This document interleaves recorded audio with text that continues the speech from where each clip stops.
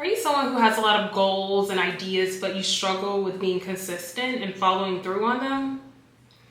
Or are you a mom who finds yourself putting off your bigger goals because there's always something for work or with your kids that demands your immediate attention? If so, you are in the right place, and this is a video for you. In this video, I'm going to share some of the mistakes that I made with time management, and I'm also going to share what I've learned and how I'm moving differently now that I am finished with school and am now a professor and content creator. Okay, so let's get into the mistakes. Okay, so mistake number one was not structuring my free time. So back in 2015, I had taken off about 4 years from undergrad at that point, and I decided, okay, I'm going to go back to grad school and get my master's degree, possibly my PhD. So I started preparing my grad school application, studying for the GRE. I was 26 at the time. And while I was preparing for the GRE in grad school, I ended up getting pregnant with our first daughter. And at that point, I was at a crossroads. I had to decide if I was going to just go forth with being a mom and just get a job, or stick with my plan and stick to my goal to go back to grad school. And so I decided to go back to grad school anyway.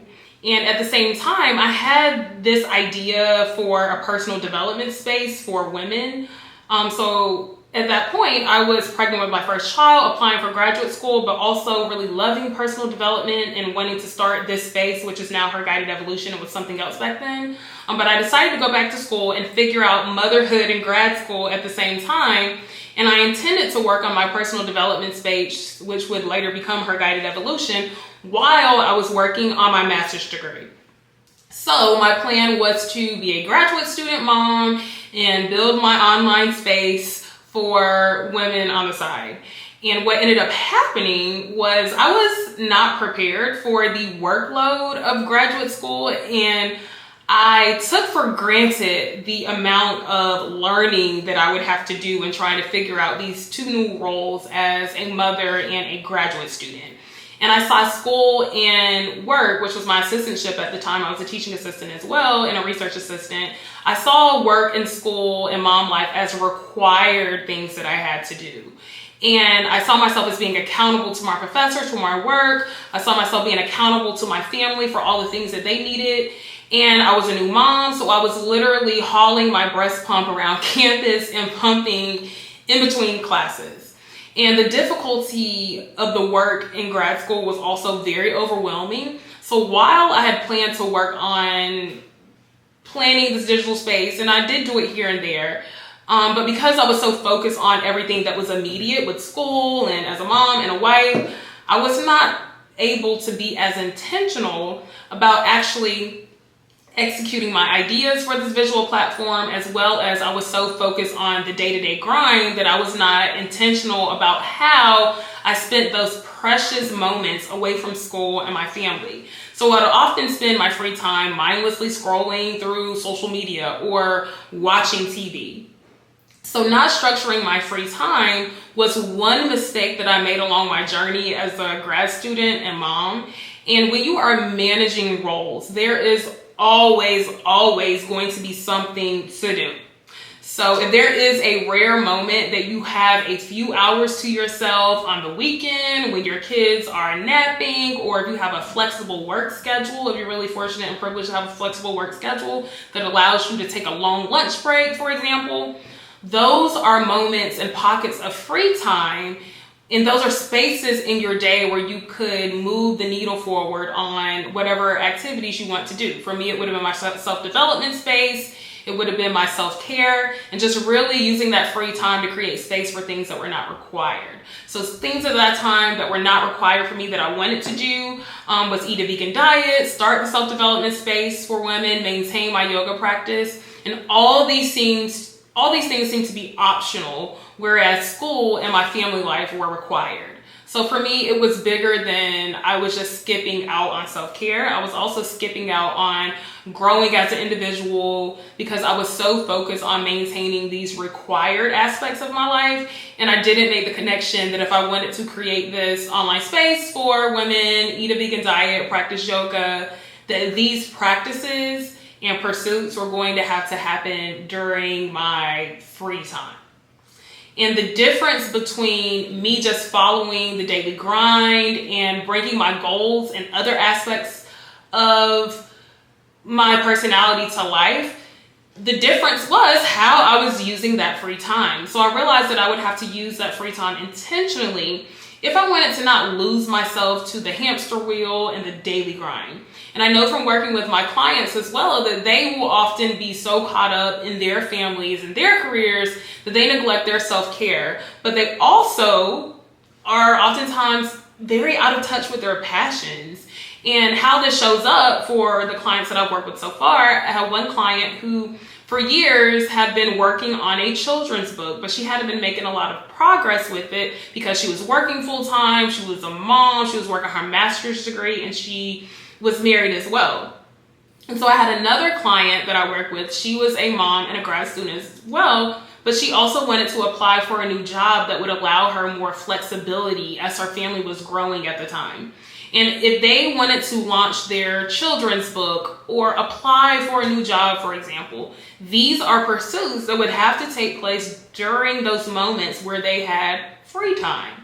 So for me, if I could do 2015 and 2017 all over again, which was the time where I was preparing for grad school and working on my master's degree, I would structure my free time so that I was more focused on self-care and self-development rather than just kind of mindlessly scrolling and engaging in consumption. Mistake number 2 that I made with time management was sacrificing my mental well-being for an external goal, which was working toward my PhD. So toward the middle of my master's degree, I decided that, okay, I'm still going to work on my personal development space, but I actually do want to get a PhD. But at the same time, around that time, I also ended up getting pregnant with twins the summer before the last year of my master's program. Once again, I was faced with the decision to just get a job and stop grad school or just continue with graduate school, even though I would be starting a PhD program at that point with 3 kids, ages 2 and under. So I decided that I would go get my PhD and continue working on the self-development space for women, which had stayed pretty much in the planning phases while I was in my master's program. So I started my PhD program at UNC Chapel Hill when my twins were 7 months old and my oldest daughter was 2. And so the first year of my PhD program was harder than I could have ever imagined. My mental health was trash. I was struggling with postpartum anxiety and depression. I had 3 kids under 3, including twins, and all the feelings of not being good enough or ready for a PhD program were just at the top of my mind. And I was feeling out of place because I was the only parent in my cohort, and most of the people in my program were single and or did not have children. And it was just a lot. And I began to sacrifice my mental and physical well-being for my degree, which I do not recommend that anyone do this. And I know a lot of students can understand the pressure that many of us put on ourselves to get a certain grade or to finish a paper on time. And those are things that are important.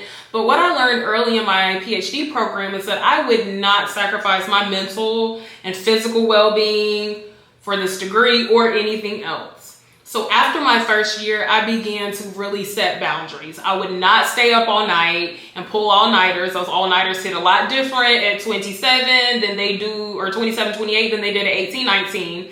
When I was in undergrad, I decided I would not shame myself for my feelings of inadequacy. Getting a PhD is hard, okay? It is hard, and doing it while having a family is extremely difficult. And so I started to allow myself to feel these really raggedy feelings with less judgment. I started exercising regularly, and by the second year of my PhD program, I started to create systems that would allow me to work on this degree, be a mom, but also create time and space for my own passions and interests. So once I made the connection that A, I have to be intentional about my free time, and B, I refuse to sacrifice my physical and mental well-being, I started to really develop and pay attention to systems and strategies that would help me manage my time.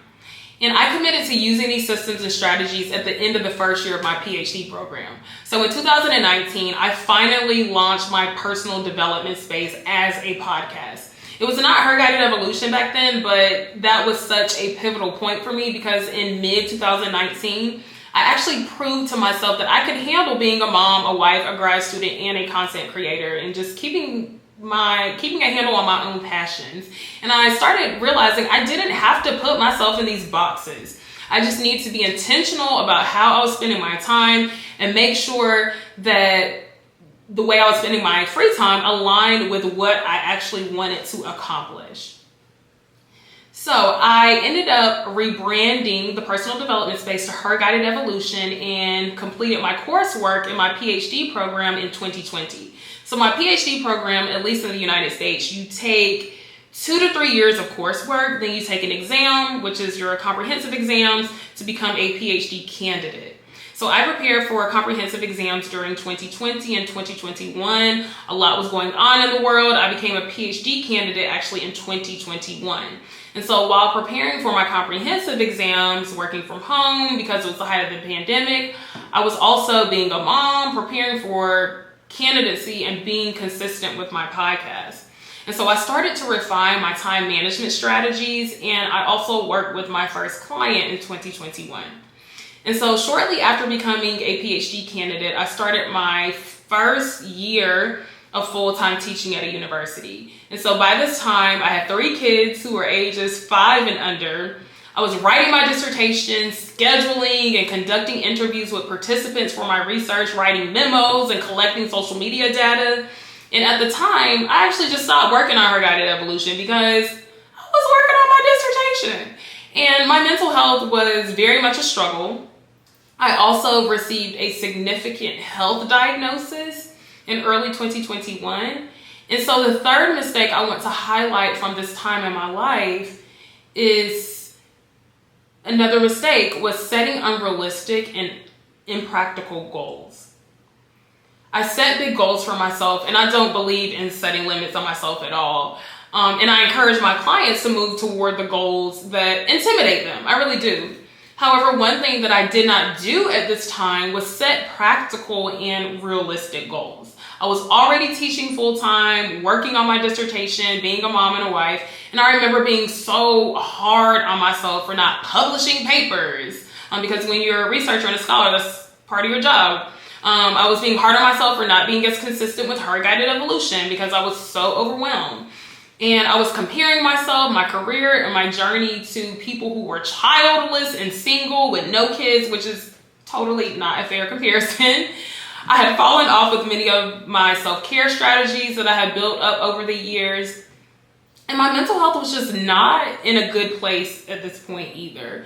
So I would set these goals that were so impractical, looking at the totality of my life and all that I had going on. And then I would feel really bad about not reaching the goals, even though I was pretty much setting myself up for failure. So in hindsight, I would have focused on setting smaller goals that would have boosted my confidence when I felt like I was never doing enough and was stuck in a cycle of perfectionism.